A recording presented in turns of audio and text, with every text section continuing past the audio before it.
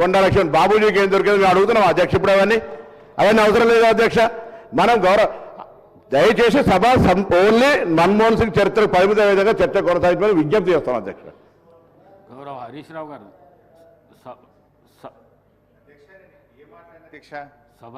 మన్మోహన్ సింగ్ గారి కోసం ముఖ్యమంత్రి గారు ప్రవేశపెట్టిన తీర్మానానికి సంపూర్ణ మద్దతు తెలిపిన. విగ్రహాన్ని పెడుతున్నారు, సంతోషం, యూనివర్సిటీకి కూడా పేరు పెట్టండి అని సూచన ఇచ్చాము. అంతేకాదు మన్మోహన్ సింగ్ గారికి భారతరత్న ఇచ్చి తీరాల్సిందే, దానికోసం మీరు పెట్టిన తీర్మానానికి సంపూర్ణమైన మద్దతు తెలియజేస్తున్నానని చెప్పాను. అదే క్రమంలో మన్మోహన్ సింగ్ గారికి తెలంగాణ రాష్ట్ర ఏర్పాటుకు మధ్య ఉన్నటువంటి అనుబంధాన్ని గుర్తు చేసుకునే ప్రయత్నం చేస్తున్నాను. నిజానికి డాక్టర్ మన్మోహన్ సింగ్ గారితో పాటు ఒక అధికారిక సభలో కూడా పాల్గొనే అదృష్టం కూడా నాకు దొరికింది. ఆ రోజు రాష్ట్రంలో రాజశేఖర రెడ్డి గారి క్యాబినెట్లో నేను మంత్రిగా ఉన్నాను. డాక్టర్ మన్మోహన్ సింగ్ గారు సభలో గీతారెడ్డి గారు లేరు, గీతారెడ్డి గారు, దామోదర్ రాజనరసింహ గారు, మేమందరం కూడా మెదక్లో ఎస్సీ ఎస్టీలకు పట్టాలు పంచేటువంటి కార్యక్రమంలో మన్మోహన్ సింగ్ గారితో పాటు ఆ రోజు ఒక మంత్రిగా నేను వేదిక మీద పాల్పంచుకునే అదృష్టం కూడా నాకు దొరికింది. సో అట్లా డెఫినెట్గా వారితో ఉన్నటువంటి జ్ఞాపకాలు, వారితో ఉన్నటువంటి అనుబంధము, వారితో ఈ రాష్ట్రానికి మా పార్టీకి ఉండేటువంటి అనుబంధాన్ని చెప్పడం ఎట్లా తప్పవుతుంది అధ్యక్ష? మంచినే గుర్తు చేసే ప్రయత్నం చేసుకుంటున్నాం. వారికి ఆత్మశాంతి చేకూరాలి, వారికి ఇంకా మంచి గౌరవం దక్కాలి, చరిత్ర ఉన్నంతకాలం వారి పేరు నిలబడాలన్నదే మా ఆకాంక్ష అధ్యక్ష. అయితే అధ్యక్ష, ఆ రకంగా కేసీఆర్ గారు మరి ఆ పోర్ట్ఫోలియో వదులుకుంటే ఆ రోజు ప్రణబ్ ముఖర్జీ గారు తన ఆత్మకథ కూడా రాశారు. ది కోయలిషన్ ఇయర్స్ అని 10 సంవత్సరాల యూపీఏ పాలన మీద ప్రణబ్ ముఖర్జీ గారు ఒక బుక్ రాశారు అధ్యక్ష. తన బుక్లో కూడా ప్రస్తావించారు, మన్మోహన్ సింగ్ గారి క్యాబినెట్లో కేసీఆర్ గారు 10 సంవత్సరాల పాటు 6 నెలల పాటు శాఖ లేని మంత్రిగా ఉండడం అనేటువంటిది ఆ పుస్తకంలో కూడా ప్రణబ్ ముఖర్జీ గారు కూడా గుర్తు చేశారు అధ్యక్ష. సరే, ఏది ఏమైనా అధ్యక్ష, మరి ఆనాటి యూపీఏ ప్రభుత్వం తెలంగాణ విషయంలో కామన్ మినిమం ప్రోగ్రాంలో పెట్టి నిర్ణయం తీసుకోవడంలో ఆలస్యమైతే మరి కేసీఆర్ గారు ప్రధానమంత్రిగా మన్మోహన్ సింగ్ గారి దగ్గరికి వెళ్ళి పట్టుబట్టారు. ఇట్లా అయితే నేను క్యాబినెట్లో కొనసాగలేను, దయచేసి మీరు ఆలోచించండి అని బాగా ఒత్తిడి పెడితే ఆ రోజు ప్రధానమంత్రిగా మన్మోహన్ సింగ్ గారు ప్రణబ్ ముఖర్జీ కమిటీని వేశారు అధ్యక్ష. ప్రణబ్ ముఖర్జీ కమిటీని వేసి దేశంలో అన్ని రాజకీయ పార్టీలను ఒప్పించడానికి మీరు ప్రయత్నం చేయండి అని చెప్పి ప్రణబ్ ముఖర్జీ గారి మీద ఆ బాధ్యత పెట్టారు.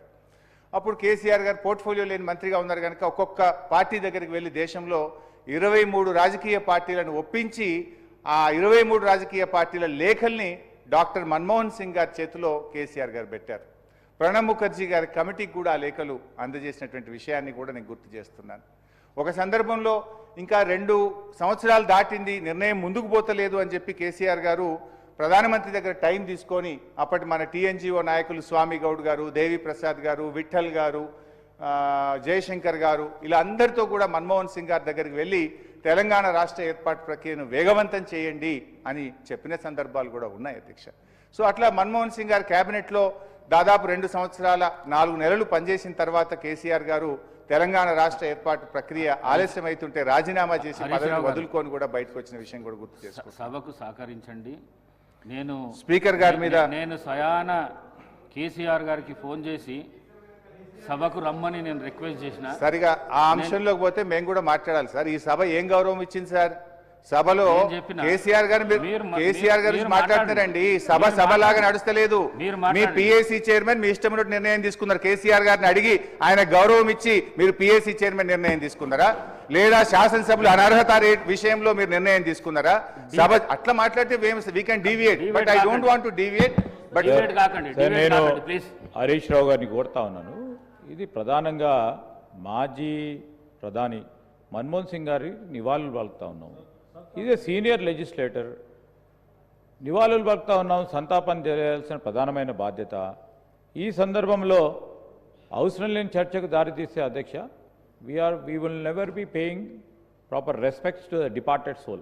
I request honorable member who is also a senior member, who knows how to run the assembly, please try to restrict to the subject related to former prime minister. Conclude చేయండి హరీష్ రావు గారు. Right. With due respect and high regard to Dr. Manmohan Singh and you sir.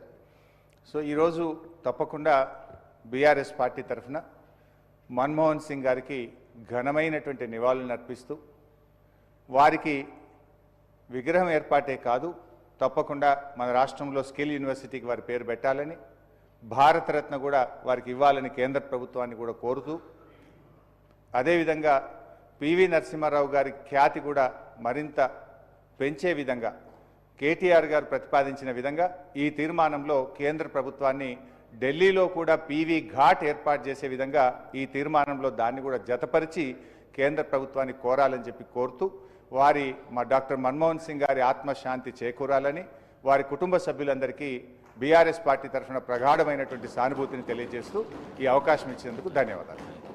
గౌరవ మంత్రివర్యులు సీతక్క.